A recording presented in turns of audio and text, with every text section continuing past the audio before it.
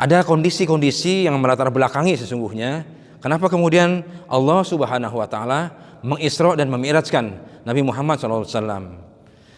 Di dalam sirah nabawiyah bahwa Isra Mi'raj itu sesungguhnya adalah tasliyah. Tasliyah itu adalah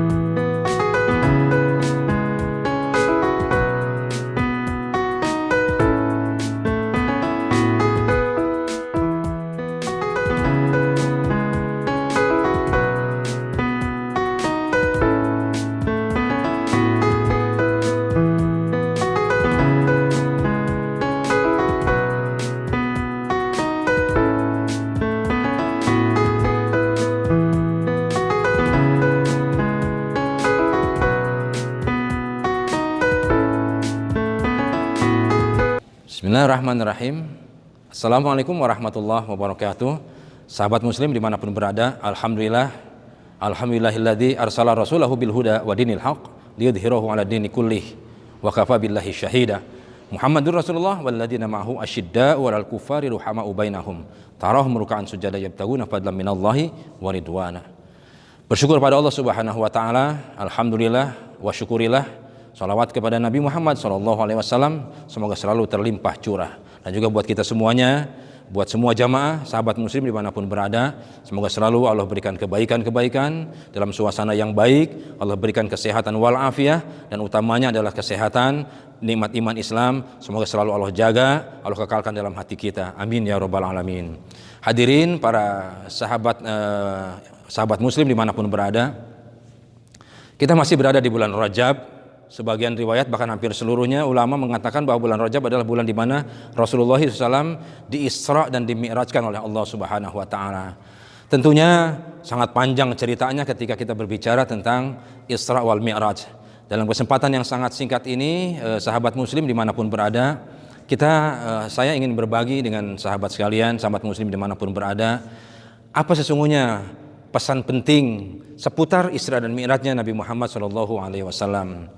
Ada kondisi-kondisi yang melatar belakangi sesungguhnya kenapa kemudian Allah Subhanahu wa taala mengisra dan memi'rajkan Nabi Muhammad SAW. Di dalam sirah nabawiyah bahwa Isra Mi'raj itu sesungguhnya adalah tasliyah. Tasliyah itu adalah Allah Subhanahu wa taala menghibur Nabi Muhammad SAW. Kenapa Allah menghibur Nabi Muhammad SAW? Tentunya ada historisnya, ada cerita di belakang kenapa Allah Subhanahu wa taala menghibur Nabi Muhammad dengan Isra dan Mi'rajnya itu. Ternyata hadirin yang mulia, para sahabat muslim dimanapun berada, ada kondisi batin yang dialami oleh Rasulullah SAW sangat luar biasa. Riwayat menyatakan bahwa menjelang Isra Mi'rajnya Rasulullah SAW, Rasul menghadapi kondisi yang luar biasa secara batin. Yang pertama, Rasulullah SAW ditinggal oleh paman beliau Abu Thalib. 3 bulan kemudian istri beliau Khadijah radhiyallahu anha, dan Rasulullah dalam suasana apa yang disebut dengan Amul Huzni, tahun duka cita, di mana Rasul dan para sahabat mengalami situasi pemboikotan, ya, embargo, bukan sekedar embargo ekonomi tapi juga embargo sosial. Rasulullah SAW dan para sahabat dikucilkan di satu daerah tertentu, di satu titik di kota Mekah, yang tidak boleh bergaul, tidak boleh jual beli, tidak boleh berhubungan secara sosial apapun, maka dibatasi semuanya. Artinya bahwa Rasulullah mengalami kondisi batin yang sangat luar biasa, ya, ditinggalkan oleh paman beliau Abu Thalib, kemudian istri beliau, ya, istri tercinta Khadijah radhiyallahu anha. Itulah situasi dan kondisi batiniah Rasulullah SAW. Maka kemudian Allah Subhanahu wa taala mengisra dan memirajkan beliau Nabi Muhammad SAW, itu yang disebut dengan tasliyah, menghibur Nabi Muhammad SAW. Yang kedua, sahabat muslim dimanapun berada, Rasulullah SAW diberikan gambaran, bukan sekedar gambaran, tapi diajak oleh Allah Subhanahu wa taala. Allah ingin membuktikan kehebatannya, kemahahebatan Allah, kemahabesaran Allah Subhanahu wa taala. Bayangkan hadirin yang mulia, sahabat muslim dimanapun berada, Rasul diberangkatkan oleh Allah Subhanahu wa taala dari kota Mekah menuju dari Masjidil Haram ila Masjidil Aqsa. Ya, di dalam surat Al-Isra ayat 1, A'udzubillahi minasyaitonirrajim, bismillahirrahmanirrahim, subhanalladzi asra bi 'abdihi laila minal Masjidil Haram ilal Masjidil Aqsa.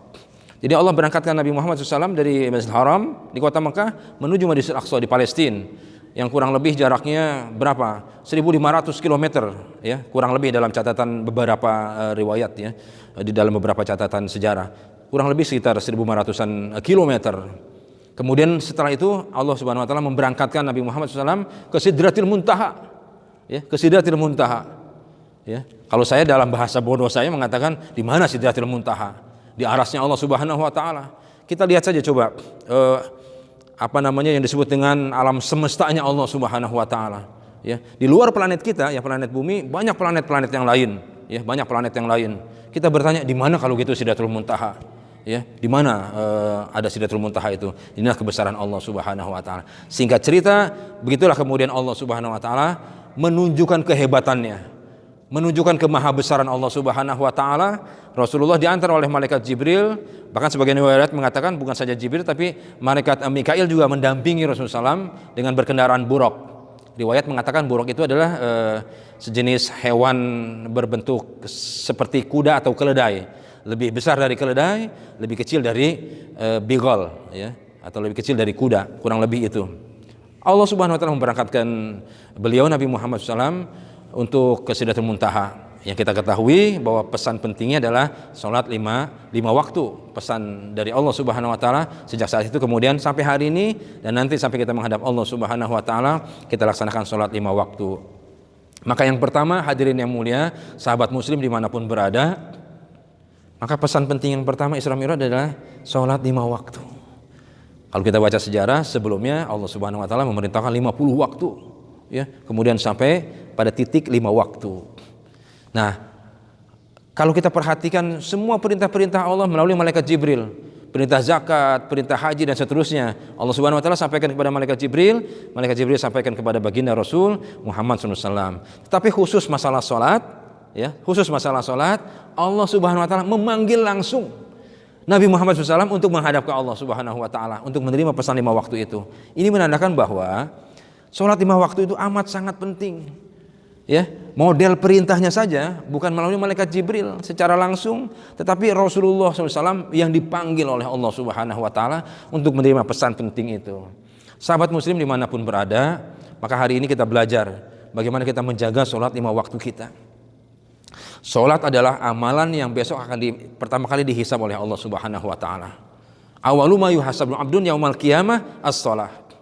Yang pertama kali, amal seorang hamba yang pertama akan dihisab oleh Allah Subhanahu wa taala as-shalah, tentang salatnya. Maka yang pertama, hadirin para sahabat muslim dimanapun berada, kita jaga salat 5 waktu kita. Karena itulah nanti akan menjadi catatan yang menjadi interogasi pertama oleh Allah Subhanahu wa taala di mahsyar nanti tentang salat kita. Kalau salatnya bagus, maka bagus semua amalan-amalan kita. Kalau salat kita rusak, salat kita buruk, maka akan memperparah kondisi-kondisi amalan-amalan kita yang lain.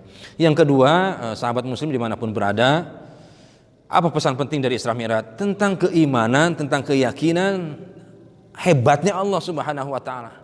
Ketika Rasulullah SAW pulang dari Isra Mi'raj, Rasul sampaikan kepada masyarakat tentang Isra Mi'raj itu. Lalu bagaimana tanggapan masyarakat? Orang-orang kafir sudah jelas-jelas menolak apa yang disampaikan oleh Rasulullah SAW. Bahkan mereka menyatakan semakin gila Muhammad. Itu pendapat orang-orang musyrikin Quraisy. Lalu bagaimana dengan sahabat? Sahabat juga hampir demikian. Hampir demikiannya artinya apa? Sahabat hampir ragu dengan apa yang disampaikan oleh Rasulullah SAW. Apa iya Rasulullah berjalan dari Mekah ke Palestina, kemudian ke Sidratul Muntaha selepas Isya menjelang subuh sudah sampai lagi di bumi? Ini sesuatu yang luar biasa. Sahabat ingin percaya, tetapi cerita ini atau kisah ini luar biasa, di luar jangkauan akal manusia. tetapi mau tidak percaya yang berbicara adalah Rasulullah. Orang yang tidak pernah berdusta seumur hidupnya. Sempat ragu-ragu. Nah, maka yang terpenting sebagai akhir dari pembahasan kita atau sharing kita pada kesempatan kali ini adalah bagaimana Abu Bakar meyakini tentang peristiwa Isra Mi'raj yang diceritakan oleh Rasulullah SAW. Abu Bakar meyakini, kata Abu Bakar, lebih tidak masuk akal lagi peristiwa Isra Mi'raj itu, karena orang-orang musyrikin Quraisy mengatakan tidak mungkin, tidak masuk akal, it doesn't make a sense, nggak masuk akal itu cerita ini disampaikan oleh Rasul tentang Isra Mi'raj. Tapi kata Abu Bakar apa? Lebih nggak masuk akal dari itu kalau Rasul yang menyampaikan, Nabi Muhammad SAW yang menyampaikan, sodakta ya Rasulullah, engkau benar ya Rasul. Nah inilah untuk menghilangkan keraguan-raguan, kita harus yakin betul tentang kehebatan Allah Subhanahu Wa Taala dalam segala hal ya.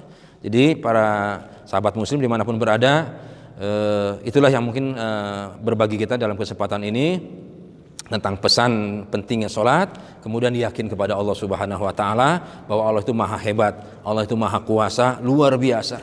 Ya, kita serahkan semua urusan kita kepada Allah Subhanahu Wa Taala, sempurnakan ikhtiar kita dengan melalui sholat. Semoga sholat kita menjadi penolong buat kita untuk keselamatan dunia kita dan akhirat kita nanti ketika menghadap Allah Subhanahu Wa Taala. Sampai di sini dulu, sahabat Muslim. Jumpa lagi dalam kesempatan mendatang. Yang benar hanya dari Allah. Jika ada yang kekurangan dari pribadi saya, mohon ampun kepada Allah Subhanahu Wa Taala dan maaf kepada sahabat Muslim semuanya. Kita jumpa lagi. Assalamualaikum warahmatullahi wabarakatuh.